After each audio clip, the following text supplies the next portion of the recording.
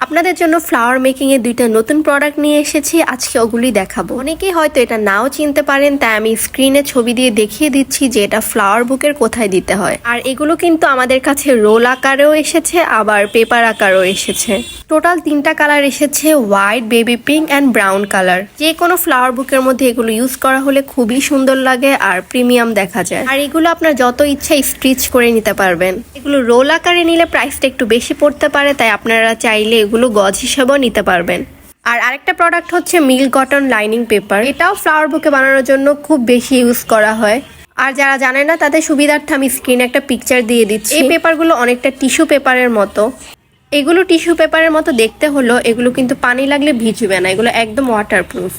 Total 4টা colour এসেছে, black, white, beige and baby pink colour. এগুলো একটা প্যাকেটের মধ্যে 20টা করে থাকে। আপনারা চাইলে পার পিস হিসাবেও আমাদের থেকে নিতে পারবেন। এগুলোর স্টক কিন্তু খুবই লিমিটেড, তাই দেরি না করে তাড়াতাড়ি অর্ডার করে ফেলুন। Thank you for all the love and support.